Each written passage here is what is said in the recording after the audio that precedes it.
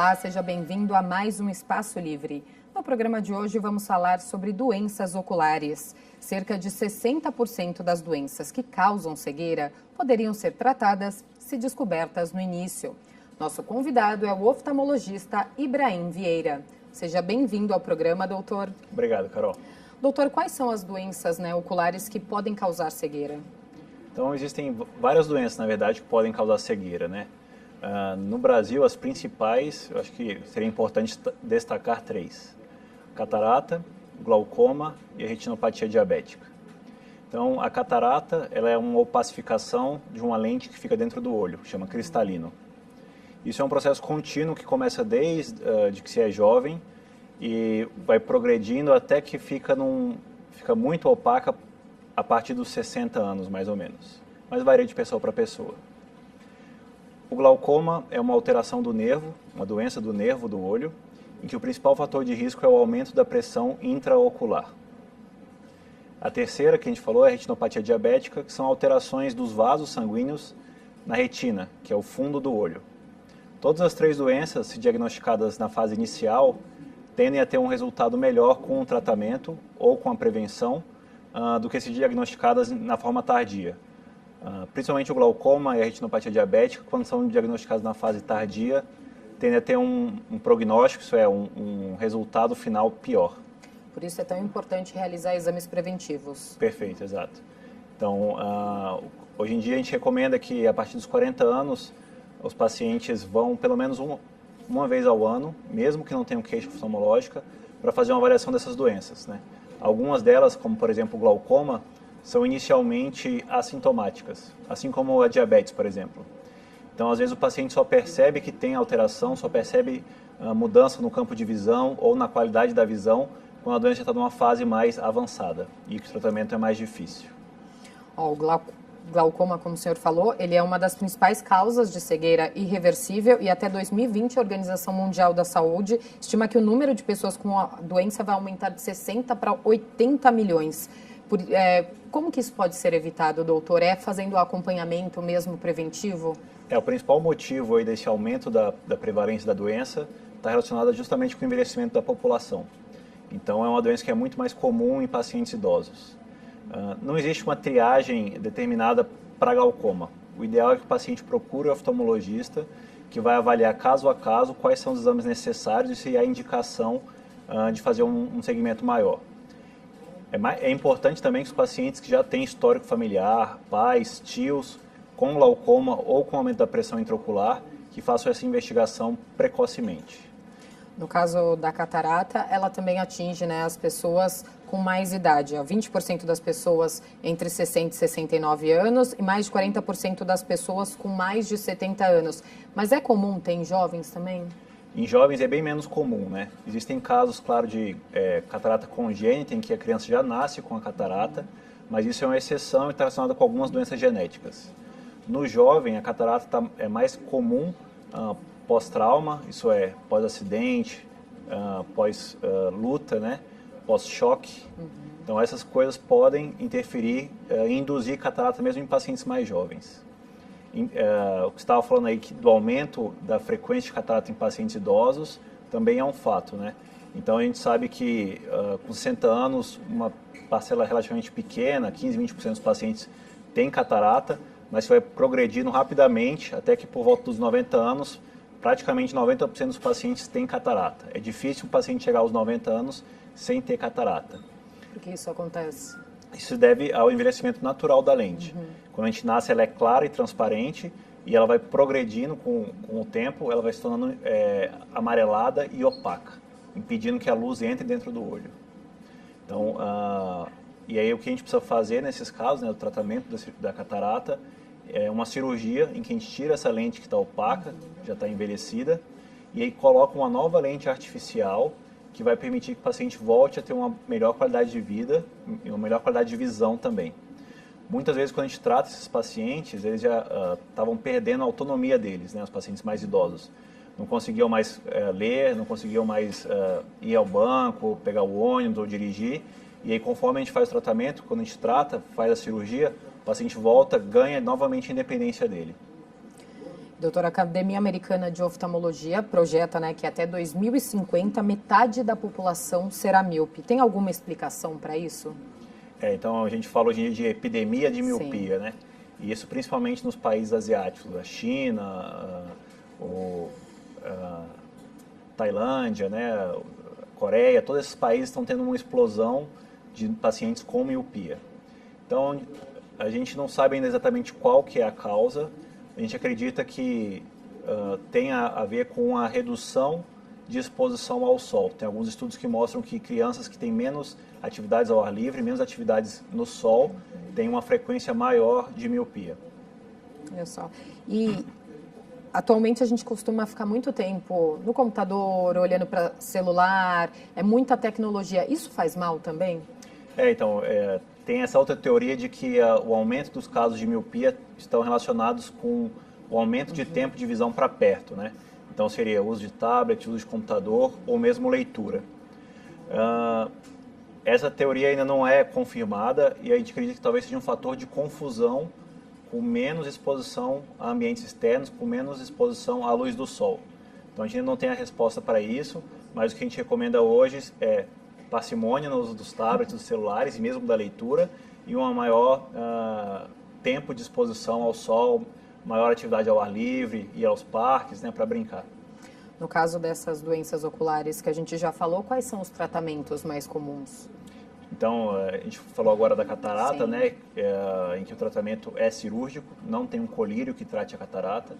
É um procedimento rápido e bastante sofisticado, que é feito em cerca de 10 minutos. O paciente não precisa mais ficar internado, ele faz a cirurgia e já vai embora para casa.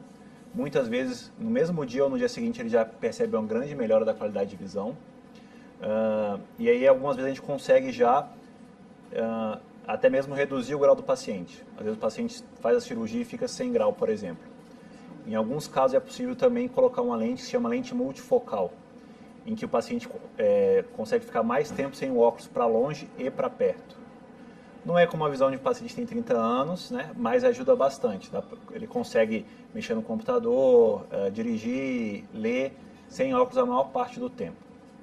O tratamento do glaucoma, inicialmente, ele é feito com colírios. Então, tem uma série de colírios que a gente pode usar que reduzem a pressão, que é o principal fator de risco, para a progressão da doença do nervo. Em alguns pacientes em que a doença é mais grave, que é diagnosticada tardiamente, ou que o colírio não está tendo efeito suficiente, às vezes é necessário fazer algum procedimento cirúrgico. E aí tem técnicas diferentes que vai depender de paciente para paciente. E a terceira que a gente falou, a retinopatia diabética, né? O principal tratamento, né, a principal prevenção, na verdade, é manter estável e baixos os níveis de glicemia. Esse é o principal fator, que é um dos mais difíceis para esses pacientes. A longo prazo, quando isso não é atingido, o paciente começa a ter algumas alterações nos vasos do fundo do olho. E aí pode ser necessário aplicação de laser no fundo de olho e em casos mais avançados também a cirurgia é uma opção. A gente falou também da miopia, né? Qual que é a diferença entre miopia, hipermetropia, astigmatismo, que muita gente usa óculos, né, e nem sabe direito o que tem, se não enxerga de perto, de longe. É um pouco mais complexo de explicar, sim, mas simplificando é uma alteração de foco onde a luz deveria cair. Então a gente considera que a retina é como se fosse o filme do olho. Então tem a dependência se o foco cai antes, cai depois, isso leva a miopia, hipermetropia e astigmatismo. Normalmente o paciente que é míope tem uma visão ruim para longe e uma boa visão para perto. Para a hipermetropia e para o astigmatismo a gente não consegue falar muito isso, porque muitos pacientes têm dificuldade tanto para longe quanto para perto. E aí nesse caso, o uso do óculos é indicado. Tem Exato. Que colocar um grau aí. Perfeito. Então, para auxiliar, para colocar o foco na posição correta, a gente tem algumas opções, né? Então, a primeira opção, como você falou, é o uso de óculos, que é a mais antiga, né? Que tem um bom resultado em graus menores e onde não existe muita diferença entre um olho e outro. A lente de contato é uma segunda opção, que pode ser usada nesses pacientes com grau muito alto ou com diferença entre um olho e outro. E a terceira opção é fazer a cirurgia refrativa.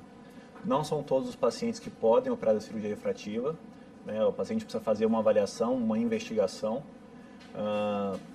ver se ele pode operar. Alguns pacientes com a córnea muito fina, por exemplo, ou com alguma irregularidade na córnea, não pode se submeter à cirurgia. E aí tem que escolher entre a lente de contato ou os óculos.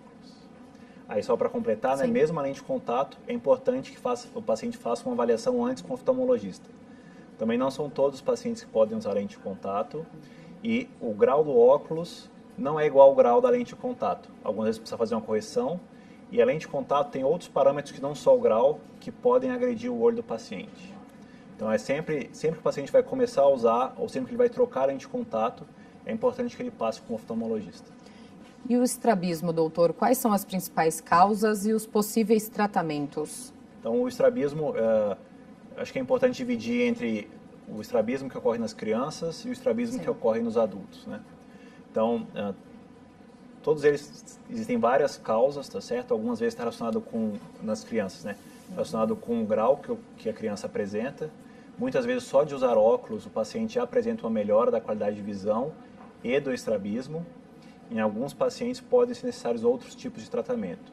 Por exemplo, óculos com prisma, injeção de toxina botulínica ou até mesmo cirurgia. Na criança, é muito importante fazer essa investigação precoce. Se os pais perceberem que a criança está tendo sinais de estrabismo, é importante que ele vá logo ao oftalmologista. Na infância, é o período de desenvolvimento da visão. Então, se a criança apresenta grau ou se apresenta estrabismo, esse desenvolvimento neurológico e visual não é perfeito. E aí, se não é tratado precocemente, isso leva a uma piora da qualidade de visão que não é mais reversível. Então, a gente tem que aproveitar a janela de oportunidade na infância para fazer o tratamento adequado.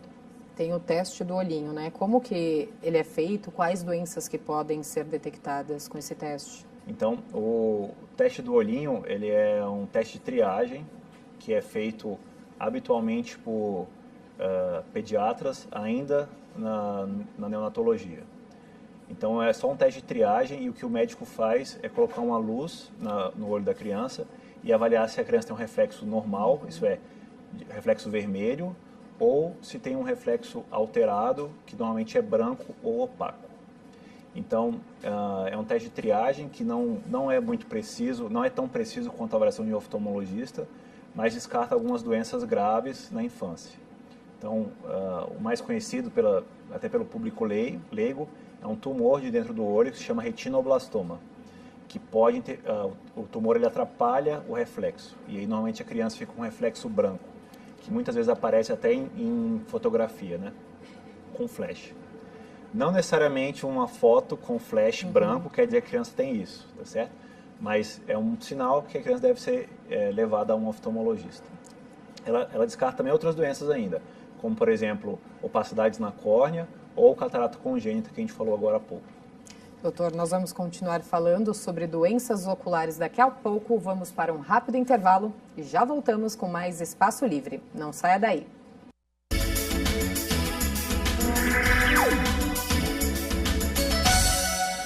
Estamos de volta com o Espaço Livre, hoje falando sobre doenças oculares. Continuo com o oftalmologista doutor Ibrahim Vieira. Doutor, a gente estava falando sobre as crianças, né? Ainda falando nelas, quais são, na verdade, os outros sinais que indicam, né, que as crianças têm algum problema de visão? Quais são os sinais que os pais devem ficar atentos, ou até na escola mesmo, os próprios professores?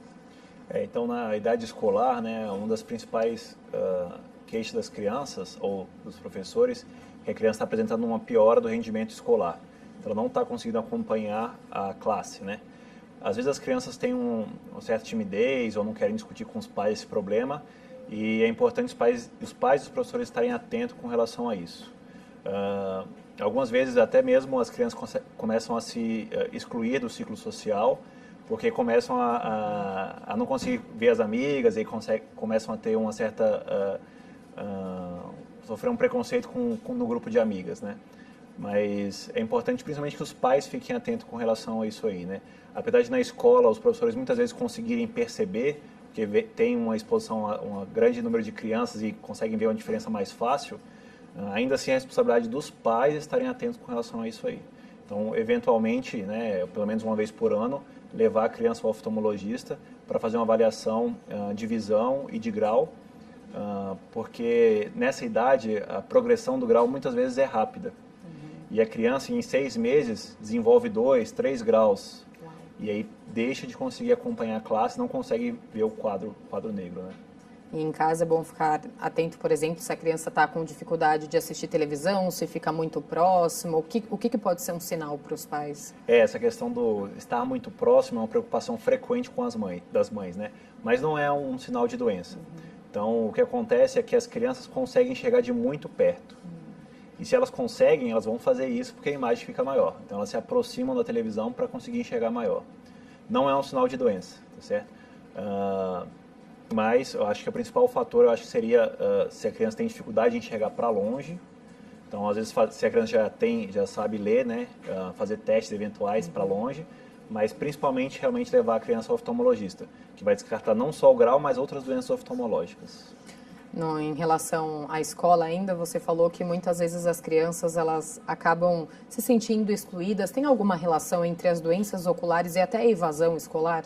Tem sim. Então, existem vários trabalhos que mostram que crianças que não conseguem ler o quadro negro, não conseguem acompanhar a aula, elas tendem a ter um menor estímulo para continuar na escola. Então, a evasão escolar dentro desse grupo é muito maior.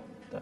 Então, existem programas específicos de governos fora do país e mesmo em alguns dentro do país para avaliar essas crianças em período escolar, detectar a doença e tratar rapidamente, evitando ou reduzindo a evasão escolar. Doutor, a gente sabe que criança até uma certa idade gosta de usar óculos, usa sem nenhum problema. Aí quando chega na adolescência, já não quer usar mais. Tem muita criança que acaba mentindo, não usa óculos, usa na frente dos pais e acaba piorando a situação, a doença dela? A principal idade, né, que é importante usar óculos, é até, assim, que faz diferença a longo prazo, é até os 7 anos de idade, que é o período de formação do processamento visual e do olho, tá certo? Então, nessa idade é que os pais precisam estar mais atentos com o uso dos óculos. Normalmente, né, até os 7 anos, a criança costuma estar mais sobre a guarda dos pais, então é mais fácil de perceber isso aí. Mas ainda assim, mesmo abaixo de 7 anos, tem algumas crianças que fazem o que você falou, usam os óculos só na presença dos pais e tiram quando estão sozinhas. Isso aí aumenta o risco da criança desenvolver uma alteração que se chama ambliopia, ou olho preguiçoso, que é a falha desse desenvolvimento oftalmológico, em que mesmo depois que a gente consegue corrigir o grau, a criança não alcança mais a visão de 100%. Isso aí também é difícil de tratar depois dos 7 anos. Por isso é importante que nessa idade, principalmente os pais fiquem atentos e levem as crianças ao oftalmologista. E tem uma idade inicial que a criança pode começar a usar óculos ou o bebezinho já pode usar? Mesmo alguns bebês já podem usar. Então é mais frequente, principalmente em um tipo específico de estrabismo, se chama esotropia acomodativa, em que a criança nasce com um grau muito alto. E aí essa criança ela desenvolve o estrabismo em decorrência desse grau alto. Quando a gente prescreve o óculos para a criança, quando ela começa a usar os óculos, além de melhora da visão, ocorre melhora do estrabismo. A gente falou do estrabismo, do tratamento para a criança, né? E no caso dos adultos? Então, aí nos adultos, pode ser que o adulto tenha o estrabismo, porque ele já trouxe da infância, e aí nesse caso é menos pior, o tratamento cirúrgico nesse caso é basicamente estético, mas a maior preocupação é o estrabismo agudo, isso é, o paciente que acorda com alteração da movimentação do olho.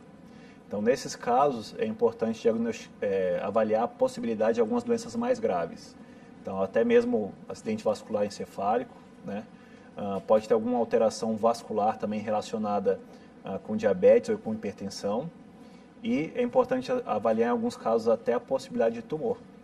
Então, a paralisia do nervo, né, o estrabismo agudo, pode ser grave e o paciente que apresenta isso aí é importante que ele vá ao pronto-socorro para fazer uma avaliação. E no caso das mulheres que usam muita maquiagem, o uso de maquiagem, o compartilhamento, né, de maquiagem, isso pode causar alguma doença? Pode. Então, um dos problemas relacionados ao compartilhamento é o risco de infecção, né? Então, quando a maquiagem ela encosta no olho, muitas vezes encosta até na mucosa do olho, isso aumenta o risco de várias doenças. O principal, né, que a gente mais se preocupa é a conjuntivite. Recentemente, agora no mês passado, nós tivemos um aumento do número de conjuntivites e a maquiagem é um fator de risco para isso, é o compartilhamento da maquiagem. Mas além disso, o acúmulo de maquiagem ou de pintura na região dos olhos pode levar a algumas outras alterações. O acúmulo de gordura na borda da pálpebra aumenta o risco de ter sol, por exemplo, que a gente chama de ordelo, e também de uma inflamação que se chama blefarite, que está relacionado com aumento da gordura nessa região da pálpebra, gerando uma inflamação que inicialmente é na pálpebra e depois se estende também para o olho. Às vezes, quando tem restos de maquiagem, podem ocorrer ainda outras alterações, como por exemplo conjuntivite química, ou até algumas lesões na córnea que se chamam ceratite. Então, acho que as principais dicas aí é, primeiro, não compartilhar. Segundo, sempre lavar a borda palpebral, não dormir com a maquiagem. E tomar cuidado com a maquiagem que está usando. Ver se é regulamentada, não comprar em site chinês, por exemplo, porque algumas vezes essas maquiagens podem trazer lesões para os olhos. E o tempo seco também aumenta, né, a chance de uma doença ocular? Isso, então o olho seco ele é muito frequente também na população, e a depender da época do ano, se o tempo também está seco, são fatores que pioram o quadro. Então os pacientes podem ter olho vermelho, né, e podem ter também essa outra alteração que eu falei, que chama ceratite, que é um machucado na córnea. É muito comum que em alguns pacientes que às vezes dormem com o olho entreaberto. E aí uma região específica do olho resseca e o olho é como se fosse o lábio. Então quando ele fica ressecado ele forma algumas fissurinhas. Só que o olho é muito mais sensível. Então essa secura no olho, essa ceratite no olho, vai levar a muito mais sintomas. Então sensibilidade à luz, irritação, sensação de corpo estranho. Muitas vezes nessa época do ano o paciente precisa ficar usando um colírio lubrificante, por exemplo, para conseguir ter mais conforto no dia a dia. E doutor, no caso de uma pessoa que tem olho claro, o risco é maior de ter alguma doença? O olho claro ele está relacionado principalmente com também o tom de pele mais claro, e essas pessoas estão mais sensíveis a algumas alterações causadas pela radiação ultravioleta. Então as pessoas sabem que expostas ao sol, essas pessoas tendem a ter um risco maior de câncer de pele, por exemplo. Mas também tem mais risco de alterações no olho. Então, a exposição à radiação solar está relacionada com o aumento do risco, por exemplo, de catarata, que é o que a gente falou agora há pouco.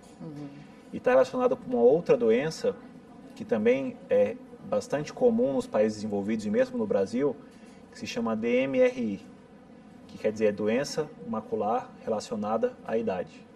Ela está relacionada à idade, é mais comum em pacientes mais velhos, mas também está relacionada com o tom da pele. Então, pacientes mais claros tendem a ter uma frequência maior dessa doença. Por isso que ela também é mais frequente na Europa, por exemplo, ou nos Estados Unidos, em que existe uma população maior caucasiana. Então, é importante ressaltar que, assim como os dermatologistas falam sobre a importância do uso do protetor solar, os oftalmos sempre pregam também o uso dos óculos escuros, que filtram a radiação ultravioleta e reduzem a longo prazo o risco dessas doenças. Mas aí a gente entra em outra questão que tem que tomar cuidado com o óculos que compra também, não pode comprar em qualquer lugar, senão vai piorar, na verdade, né? Você corre o risco até de queimar a retina. Perfeito. Então, tem que ter uma garantia de que o óculos tem proteção contra a radiação ultravioleta e que é um bloqueio satisfatório, né? Então, muitas vezes esses óculos que não têm, por exemplo, o selo do Inmetro, a gente não pode garantir isso. E aí o paciente se expõe ao sol, às vezes se expõe mais tempo ao sol porque tem mais conforto com os óculos escuros, mas está sujeito à radiação ultravioleta. Doutor, o SUS está preparado, né, para atender todos esses casos de doenças oculares? Há estrutura para isso? Então, a princípio, o SUS consegue tratar todas essas doenças. Então, existem algumas ilhas, né, de excelência aqui na cidade, no estado de São Paulo, né? Então, a Escola Paulista de Medicina, a USP, a Santa Casa, o Hospital do Servidor e no interior o Hospital de Sorocaba, que são referências de tratamento oftalmológicas nacionais e internacionais. Mas, infelizmente, o SUS não consegue tratar todos os pacientes. Então, o tratamento dessa doença que a gente falou agora há pouco, a DMRI, é muito cara, por exemplo. Então, mesmo em países desenvolvidos, hoje em dia existe uma discussão de avaliação de custo com relação ao tratamento dessa doença. Então, infelizmente, a gente vê que no SUS muitos pacientes passam muito tempo antes da avaliação oftalmológica, ou mesmo depois da avaliação oftalmológica, demoram muito tempo para começar o tratamento ou para realizarem a cirurgia oftalmológica. Doutor, muito obrigada pelas informações. Quer deixar algum contato? Eu agradeço. Eu gostaria de deixar o contato do H-Olhos, Hospital de Olhos Paulista, que fica na rua Abílio Soares, 218. O telefone e o site vão aparecer no ar para vocês.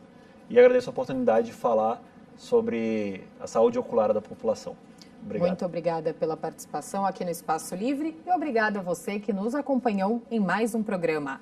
Até o próximo Espaço Livre. TV Câmara São Paulo, informação para a cidadania.